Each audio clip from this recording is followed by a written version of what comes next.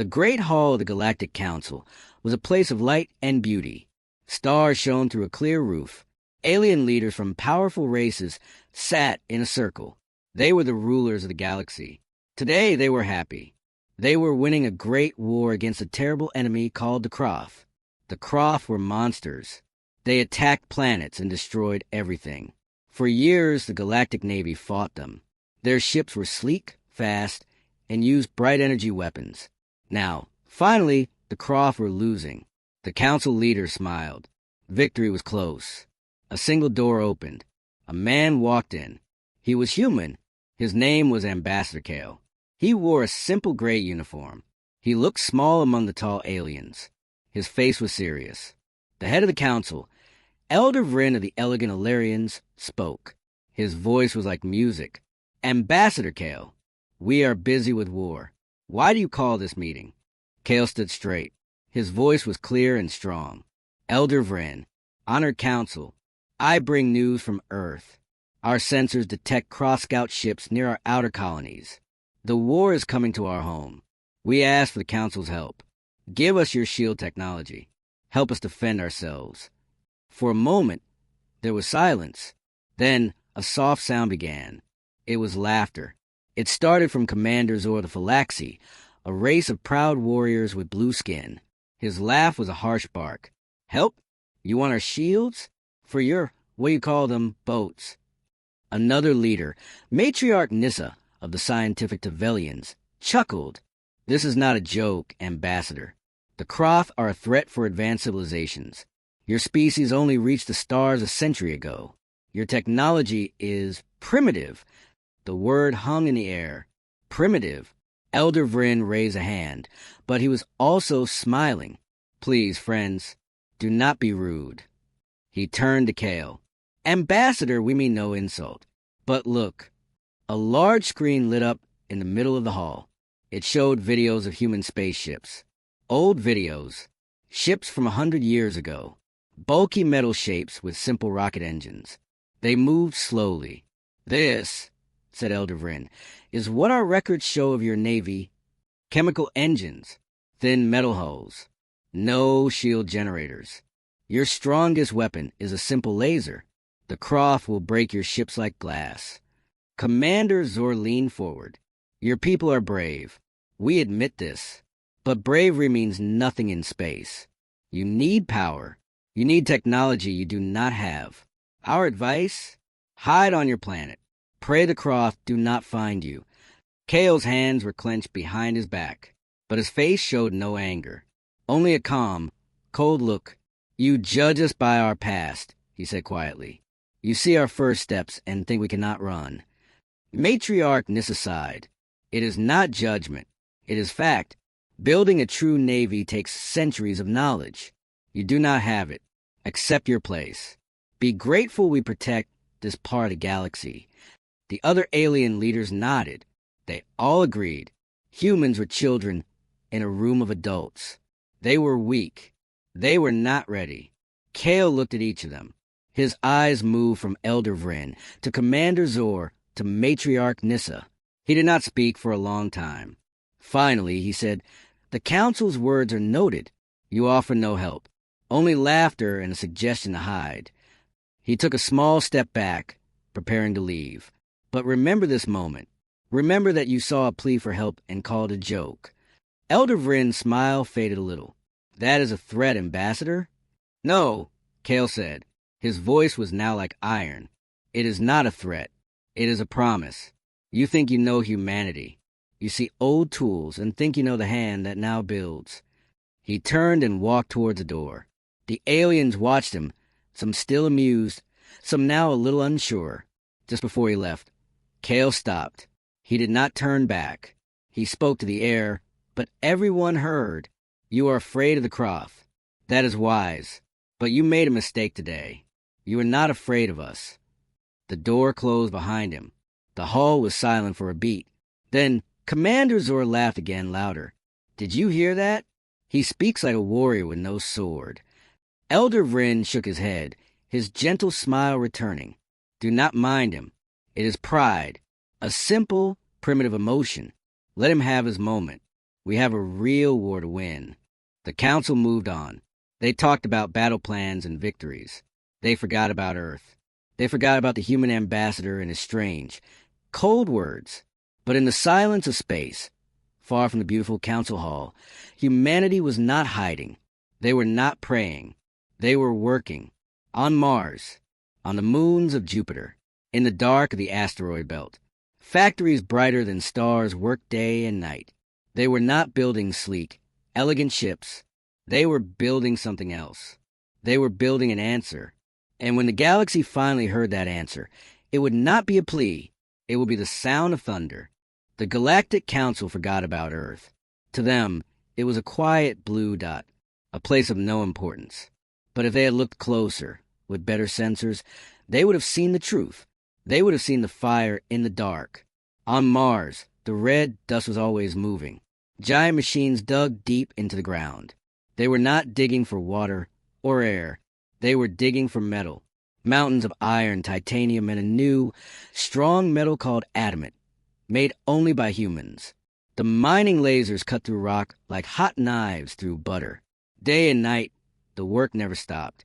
In the asteroid belt, between Mars and Jupiter, it was the same. Massive human stations, looking like metal spiders, grabbed entire asteroids. They pulled them in. Machines crushed the rock, melted it, and took out every useful piece of metal. The waste rock was thrown back into space. It was like watching giants eat mountains. A young engineer, Lena, floated in the observation deck of Station Perseverance. She watched a new ship skeleton take shape in the zero-gravity dock. It was not beautiful. It was a giant, ugly shape of thick beams and heavy plates. It looked more like a flying fortress than a starship. Her boss, Chief Engineer Holt, floated next to her. He was an old man with rough hands and calm eyes. He sipped coffee from a bulb. "Chief," Lena asked, her voice quiet, "can I ask a question?" "Always," Holt said, his eyes on the workers welding the hull. "Why do we make them so ugly? The alien ships on the news, they are smooth. They shine. They look like art. Our ships look like big metal bricks." Holt smiled. It was a tired, knowing smile. He pointed at the screen showing the Galactic News Network. It showed a beautiful Alarian cruiser, its white hull glowing with soft blue light. It danced in space, firing bright lasers. "Look at that, Lena. It is art. It is beautiful, like a sharp, thin sword." He then pointed at the massive dark hull in their dock. "Now look at ours. What does it look like to you?" Lena thought. A hammer. A very big, heavy hammer. Holt's smile grew. "Exactly. In a duel between a sword and a hammer, who wins?" "The sword is faster. It can cut," Lena said. "True. The first hit will go to the sword." Holt nodded. "But what happens when a hammer hits the sword?" Lena's eyes widened. "The sword breaks." "Every time," Holt said, his voice firm. "The aliens build for speed and beauty. They trust their energy shields to protect them. Their ships are like glass cannons, powerful but fragile." He turned to her. "We build for survival. We do not have their shield technology. So what do we do?" He didn't wait for an answer.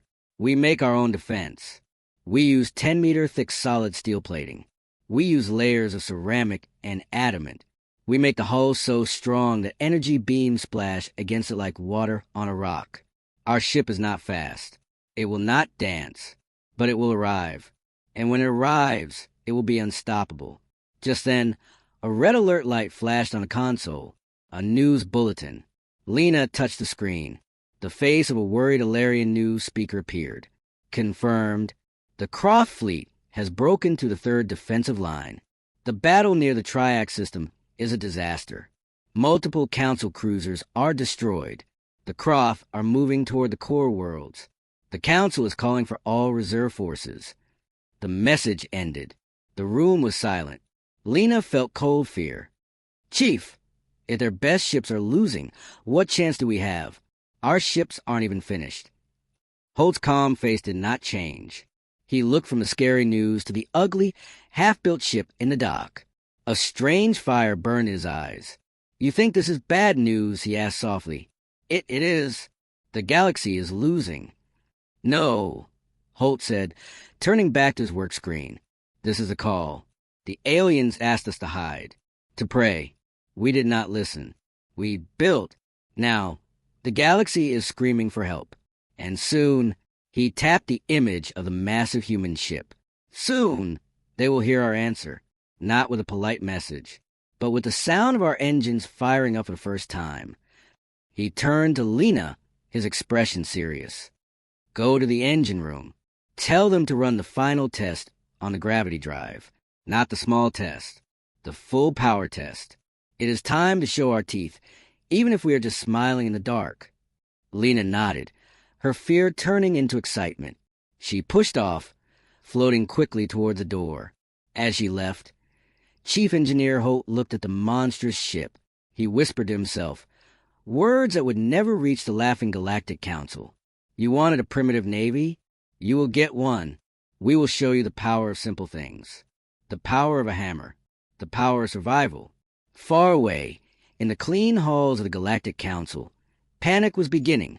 But here, in the dirty, noisy metal shipyard, there was no panic. There was only purpose. The humans were not hiding. They were ready. And their readiness was built not from arrogance, but from a simple, cold truth. When you have no one to protect you, you learn to build walls that cannot fall. Panic was a silent wave across the stars. It flowed through the hyperspace communication network. It reached every advanced planet in the Galactic Council. The news was very bad. The Croft were not just winning. They were destroying. Their ships, like dark insects, moved in huge swarms. They surrounded the beautiful Ilarian and Phylaxi cruisers. The bright energy shields of the Council ships flashed once, twice, and then broke like glass. The Croft weapons fired streams of acid and plasma. They ate through metal hulls. The core world of Ilaria Prime was now in danger. The Council's greatest shipyard were there. If Ilaria Prime fell, the war was lost. Inside the shining Council chamber, there was no more laughter, no more smiles. The air was cold with fear. Elder Vryn stood before the emergency screen. His musical voice was now rough and tight. Where's our fourth fleet? Commander Zor's blue skin looked pale. Gone. All gone near the Triac system. The Croft knew our tactics. They are too many. Matriarch Nissa's scientific mind searched for answers on her data screen. Their weapons, they adapt. Our shield frequencies are useless now. They break through in minutes. A deep, terrible understanding filled the room. Their technology, the beautiful, advanced technology they were so proud of, was failing. Their speed, their elegance, their energy weapons, none of it was enough against the Croft swarm. Elder Vryn closed his eyes. In the darkness behind his eyelids, he saw the proud face of Ambassador Kale. He heard the human's words. You are not afraid of us. It felt like a lifetime ago. Now, fear was all he had. But maybe a desperate, impossible thought entered his mind. Open a channel, Elder Vryn said, his voice a whisper. To the human homeworld. To Earth. Commander Zor looked up, shocked. What? Why? Their primitive toys cannot help us. Do you have a better idea? Elder Vryn shouted, his elegant composure gone. Our world will burn. Our people will die. We have no one else to call. The silence was his answer. On Earth, in a command room built deep inside a mountain, the message arrived. The room was not beautiful. It was plain gray concrete and bright screens. In the center stood Admiral Rake, the commander of the new Terran Defense Fleet. He was a man built like the ships he loved, solid, strong, with a face that looked carved from stone. A young communications officer turned from her screen. Her voice was calm but sharp. Admiral, priority signal. Source, Galactic Council, Ilaria Prime. Encryption level 0. It's an open, desperate hail. Put on speaker, Admiral Rake said. The voice that filled the room was Elder Vryn's. But it was not the proud, musical voice from the council hall. It was cracked. It was begging. Any allied forces, this is a general distress call. Ilaria Prime is under immediate threat. Croft swarm fleet estimated in the thousands. Our defensive lines have collapsed. We request immediate assistance. Any assistance? We repeat, we are facing extinction. Please respond. The message repeated. The fear in the alien's voice was clear to everyone in the room. All officers looked at Admiral Rake. What would he do? The council had mocked him. They had told humanity to hide. Now they were crying for help. Admiral Rake's stone face did not change. No smile of revenge. No anger. He simply turned to his own communication officer. Send a prepared response, he said. Code, Hammerfall. The officer nodded. His fingers moved over the console. A single word was transmitted back across the vast distance to the dying Ilaria Prime. That word was deploying. On Ilaria Prime, the council leaders heard the human reply. Deploying. Commander Zor roared, slamming his fist on the table. What does that mean? Deploying what? A few old cargo ships? A message of good luck? This is an insult. Elder Vryn felt his last hope die. One word. No promise. No plan. Just deploying. It was meaningless. He is laughing at us, Matriarch Nissa said, her head in her hands. We are doomed and the primitives are laughing. They did not understand. They could not imagine what deploying meant for humanity. It did not mean a few ships. Across the solar system, on the dark side of Mars, in the silent belt of asteroids, and in the high orbit of Jupiter, engines began to wake up. They were not the gentle, blue glow of Ilarian drives. They were not the bright pulses of Phylaxi boosters. These engines burned with a deep, angry red fire. It was a fire of old rocket fuel, improved 1,000 times. It was a fire of simple, brutal power. On the bridge of the first completed Dreadnought, the TNS, Terra Naval Ship Guardian, Chief Engineer Holt stood beside Admiral Rake. The main screen showed a map of the solar system. Dozens of red icons blinked to life. All captains report ready, Admiral. Holt said, pride thick in his voice. Admiral Rake looked at the screen, at his fleet. Not a fleet of graceful swans. A fleet of hammers. Signal the fleet, he said, his voice filling the quiet bridge. Set coordinates for the Ilaria Prime system. Maximum warp. He paused, looking at the ugly, beautiful ship around him. Let's go show the galaxy what primitive really looks like. The gravity drives engaged. Space itself twisted and screamed around the massive hulls. With a sound that was less a noise and more a feeling of tearing, the first human dreadnoughts vanished. They did not slide gracefully into warp. They punched a hole through space and jumped in. Space near Ilaria Prime was a graveyard of light. The remains of proud galactic ships floated silently. Twisted metal. Broken hulls that once shone white and blue. Bright flashes still exploded as the last defenders fought a hopeless fight against the Cross Swarm. The Cross ships were the opposite of the Councils. They were organic, ugly things. They looked like giant black beetles or twisted bugs made of bone and shadow. They moved in a cloud, a living, hungry wave. Their weapons spat green acid that melted through armor. The flagship of the last defense, the Ilaria's Grace, was surrounded. Its beautiful blue shields flickered weakly. Captain Vela, an Ilarian with skin like silver, fired the last of her ship's energy beams. It hit a Cross ship, burning a hole, but 10 more took its place. Shields at 2%, her officer cried. The main gun is offline. We cannot hold. Captain Vela closed her eyes. She thought of her homeworld below, its green fields and shining cities. She prepared for the end. Suddenly, every sensor panel on her bridge screamed with red warning lights. Captain, massive gravity spike. Directly at the battle center. Something is coming out of warp. The sensor officer yelled, confusion in his voice. The signature, it's huge. Multiple huge signatures. It's not Croft. It's unknown. Before Vela could ask, it happened. Space in the middle of the battle did not bend. It ripped. A violent tear of pure white light appeared from nothing. It was not a clean portal. It was a jagged wound in reality. And from that wound, something monstrous pushed its way through. The TNS Guardian arrived. To Captain Vela and every alien on the battlefield, it was unlike anything they had ever seen. It was not a ship. It was a mountain that had learned to fly. A mountain of dark, gray metal. Its surface was not smooth. It was covered in thick, welded plates, like the scales of a giant metal beast. It had no elegant curves, only sharp angles and flat surfaces. Giant gun turrets, each the size of a small ship, sat on its back and sides. At its front was a massive, blunt nose, not a pointed tip. It was ugly. It was brutal. It was terrifying. By the stars, Captain Vela whispered. What is that? More tiers in space opened, one after another. More mountains arrived. TNS Bulwark, TNS Iron Will, TNS Unbreakable. Soon, 12 human dreadnoughts hung in space, forming a rough line between the dying Alarian fleet and the Croth Swarm. The Croth Swarm stopped its advance. For a moment, there was a strange, silent pause.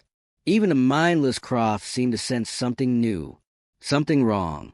On the bridge of the Guardian, Admiral Rake watched the view screen. He saw the beautiful, broken Alarian ships. He saw the organic horror of the Croft Swarm. "Open a channel," he said, his voice calm. "Broadcast on all Council emergency frequencies." The communication officer nodded. "Channel open, sir." Admiral Rake leaned slightly toward the microphone. His voice, calm and clear as ice, echoed in the silent bridge of every surviving Alarian, Phylaxi, and Tevelian ship. "This is Admiral Rake of the Terran Naval Ship Guardian. To the Galactic Council forces. Cease fire and pull back. Your battle is over."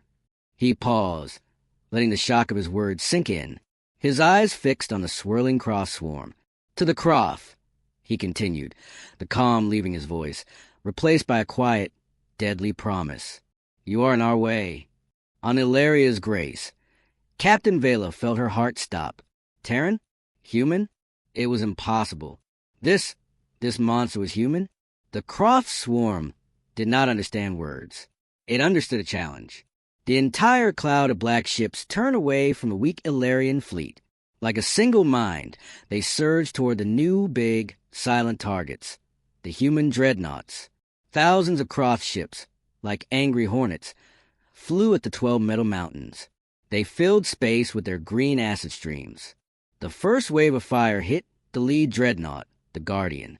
Captain Vela waited for the bright flash of exploding shields. She waited for the human ship to be eaten away like hers. The green acid splashed against the dark hull and did nothing.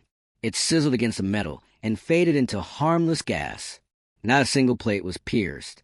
Not a single scar was made. "Impossible," the censor officer on Illyria's grace stammered. "Their shields didn't even flicker." Captain Vela stared. "That's not shields," she said, her scientific mind finally understanding. "Look at the thermal reading. The acid is hitting raw armor. They have no energy shields. They're just taking a hit." On the Guardian, Chief Engineer Holt watched the same data. He allowed himself a small, hard smile. 10-meter thick adamant steel plating. Acid resistance, maximum. Hull integrity, 100%. They can spit all day. Admiral Rake didn't smile. He simply gave the next order. All dreadnoughts. Lock primary kinetic batteries. Target the center of the swarm. All over the human ships, giant turrets moved. They did not glow with energy. They were cold, dark metal. They aimed. Fire. The word was quiet. Space itself shook. The human guns did not fire lasers or plasma. They fired solid metal. Gigantic, smart slugs, each the size of a ground vehicle, launched from the magnetic rails of the cannons. They moved slower than light, but they moved with the force of a small moon. The first slug hit a Croft capital ship. There was no explosion of light. There was a crunch, a terrible, physical, breaking sound transmitted through space. The organic Croft ship did not explode. It shattered. It was smashed into 1,000 pieces of bone and flesh and metal. Then another hit, and another. Each hit from a human kinetic round erased a Croft ship from existence. It was not a battle. It was demolition. Captain Vela and her crew watched, their mouths open. They saw a Croft cruiser, a ship that had taken an hour of their best fire to damage, simply disappear in a cloud of dust with one hit from a human gun. The primitive navy had arrived, and it was not fighting the Croft. It was erasing them. The silent shock on the bridge of the Illyria's Grace was complete. Captain Vela could not blink. She could only stare at the view screen. It was a nightmare in reverse. The Croft swarm, the terror of the galaxy, was being unmade, not with brilliant beams of light, not with advanced technology, but with simple, brutal physics. Force equals mass times acceleration. The human dreadnoughts were a lesson in that old, simple law. Their giant railguns fired again. Another Croft ship, a massive, hive-like carrier, simply ceased to exist. It did not blow up. It disintegrated under the impact of a tungsten slug moving at a fraction of light speed. Their weapons. Captain Vela's tactical officer stammered. They're just throwing metal. Primitive kinetics. It's as barbaric. Barbaric? Captain Vela whispered, watching another Croft vessel turn into silent debris. It is the most efficient thing I have ever seen. On the bridge of the TNS Guardian, the mood was calm. It was not the calm of peace. It was the calm of a job being done. Chief Engineer Holt watched the screens. Kinetic impact yield confirmed. Target eliminated. Energy expenditure minimal. Barrel temperature nominal. He sounded like a man reading a grocery list. Admiral Rake stood like a rock. The swarm is breaking formation. They're trying to surround us. Typical insectoid tactic. He turned to his comms officer. Signal the Iron Will and Unbreakable. Deploy anchor mines in sectors 7 through 12. Aye, Admiral. From the sides of the two dreadnoughts, pods launched. They floated into the path of the swirling Croft ships. The Croft, thinking them weak, ignored them. The pods detected proximity. They did not explode with fire. They exploded with gravity. Each mine created a sudden, intense gravity well for a fraction of a second.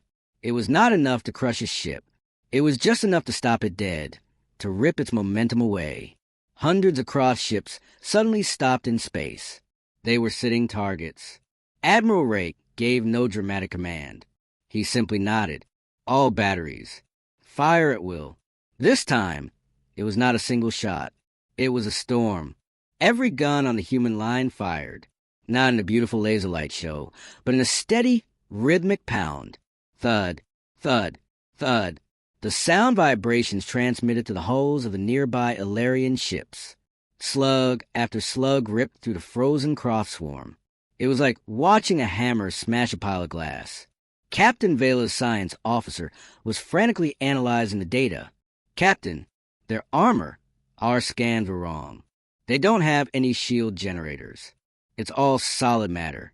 The heat from our weapons, the Croft acid, it's just being absorbed and dissipated by sheer mass, and heat sinks. Matriarch Nissa's voice, weak and full of static, came over the comm from Illyria Prime. Captain Vela report. What is happening? Our sensors see impossible things. Vela opened her channel, her voice hollow with awe. Matriarch! They have no shields. Their ships are just solid, and their weapons, they are not energy-based. They are kinetic projectiles. Giant masses launch at impossible speeds. Kinetics. Nissa's voice was a mix of horror and disbelief. That is primitive Stone Age technology. It is impossible to scale for space combat.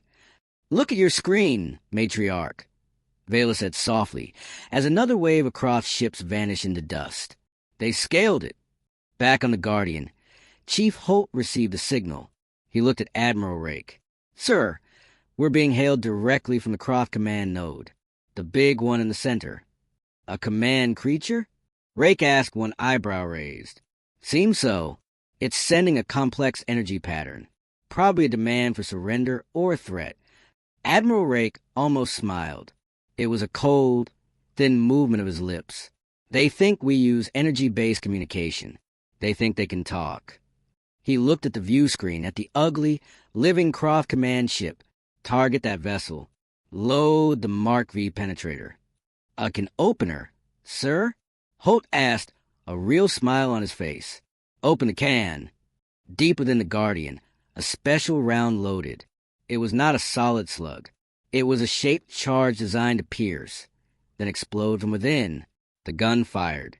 The round crossed the distance silently. It hit the center of the Croft command ship. For a second, nothing happened. Then, from inside the organic vessel, a series of bright flashes erupted. It bloated, twisted, and then burst open from the inside out, scattering its innards across the void. The remaining Croft ships, now mindless without their leader, began to drift. Their attack was over. The battlefield fell silent. No more green acid. No more pounding guns.